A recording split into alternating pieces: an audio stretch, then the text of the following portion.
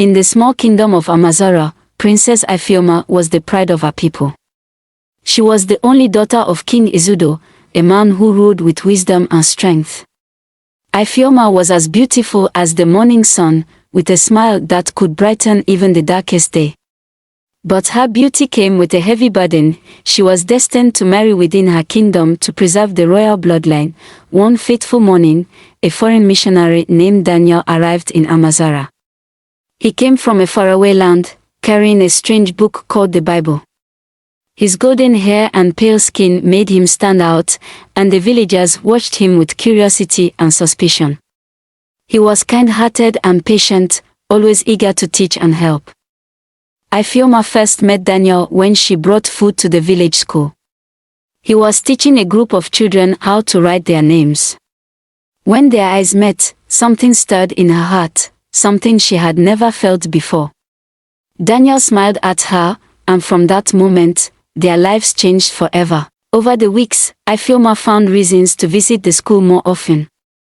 She loved listening to Daniel's stories about his homeland and the God he served. Daniel, in turn, was enchanted by her intelligence and gentle spirit. They began to meet secretly under the ancient baobab tree at the edge of the village, but their love was forbidden.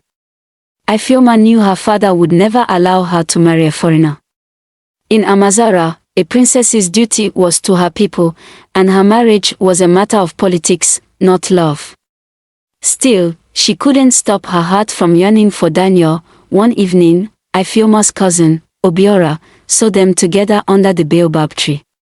He was furious and reported the matter to the king. King Izudo summoned Ifeoma to the palace and demanded to know the truth. With tears streaming down her face, she admitted her love for Daniel. The king was enraged. "You have brought shame to this family," he thundered. "You will never see that man again." Ifeoma begged her father for mercy, but he was unyielding. He decreed that she would marry Prince Okachukwu of Umwago, a neighboring kingdom, in 2 weeks' time. The alliance was vital for the kingdom's future. When Daniel heard the news, he was heartbroken. He tried to see Ifeoma, but the palace guards turned him away. Desperate, he sent her a letter, begging her to run away with him. Ifeoma received the letter and spent the night crying. She loved Daniel deeply, but she couldn't betray her family and kingdom. The wedding day arrived, and the entire village gathered to celebrate. Ifeoma wore a rich, red wrapper adorned with coral beads, but her face was pale and her eyes were swollen from crying. As she walked down the aisle, her heart felt like it was being torn apart. Meanwhile, Daniel stood at the edge of the crowd, hidden by a tree. He couldn't bear to leave without seeing her one last time. When Ifeoma spotted him, her steps faltered, and tears streamed down her face. The villagers murmured in confusion, but the king gave her a stern look, and she continued walking. That night, Ifeoma sat alone in her new husband's house, her heart shattered. Daniel, too, left the village in despair, never to return. He carried her memory with him, a wound that never healed. Years passed, and Ifeoma bore children for Prince Okachukwu, fulfilling her duties as a wife and princess. But she was never truly happy. She often visited the baobab tree, where she had shared her dreams with Daniel, and wept for the life she could never have. Daniel didn't leave immediately as everyone believed.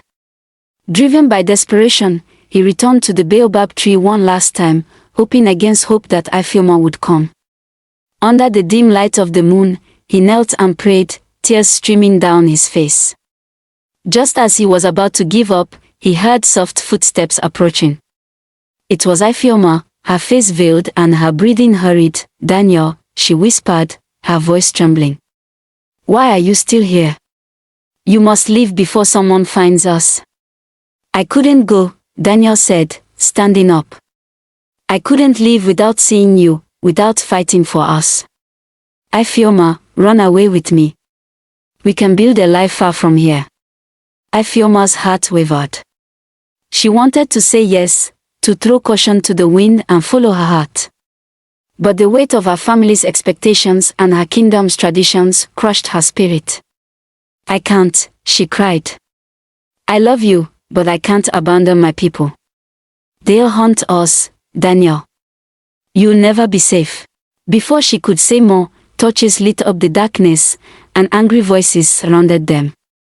The king's guards had followed Ifeoma, suspecting her intentions. See him. The captain commanded. Daniel tried to resist, but the guards overpowered him. Ifeoma screamed, begging them to let him go, but they dragged Daniel away. That night, the missionary was thrown into the village prison, and Ifeoma was locked in her chambers. The next morning, Daniel was brought before the king. His hands were tied, and his face was bruised. King Izudo's voice was cold as steel. You dare to defile my daughter and dishonor my family. For this, you will be punished. Your Majesty, Daniel pleaded, his voice steady despite his pain. I love your daughter, but I meant no disrespect. My love for her is pure, and I would never harm her or your kingdom. The king scoffed. Your love is poison to our traditions. You do not belong here. The king ordered that Daniel be banished from Amazara. If he ever returned, he would be executed. Ifeoma, hearing this, wept bitterly. She knew she might never see him again. Before Daniel was escorted out of the village, he managed to slip a small carved cross into the hands of a sympathetic guard. Give this to Ifeoma, he whispered.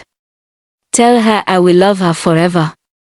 That night, Ifeoma received the cross and clutched it to her chest, sobbing silently. She felt her heart breaking into pieces, torn between love and duty. Months passed, but the pain didn't fade. Ifeoma threw herself into her royal duties, trying to forget.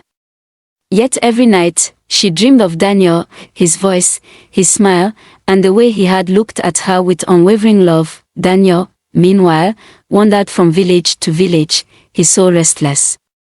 He wrote letters to Ifeoma but never sent them, for he knew they would never reach her.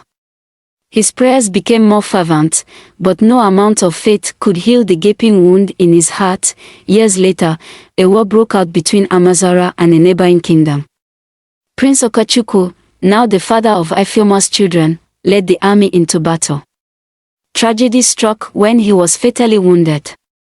The kingdom mourned, but Ifeoma's grief was different. She mourned not only for her husband but for the life she had never wanted. One stormy evening, as Ifeoma sat by her window, holding Daniel's cross, a messenger arrived. His face was pale, and his clothes were drenched. A man from a distant land has come, he said. He claims he has a message for the queen. Ifeoma's heart raced. She knew it could only be one person. She hurried to the palace gates, her breath caught in her throat. There, under the rain, stood Daniel. His hair was now streaked with grey, and his face bore the marks of time and hardship, but his eyes were the same. I heard about the war, Daniel said softly. I couldn't stay away. I had to know if you were safe. Ifeoma's tears mingled with the rain as she reached for him. Daniel, she whispered. Why did you come back? They'll kill you if they find you. I would rather die than spend another day without seeing you, he replied, his voice breaking. Their reunion was short-lived. The king's council discovered Daniel's presence, and Ifeoma was forced to make an impossible choice, to let him be executed or to help him escape once more. This time, Ifeoma chose her heart.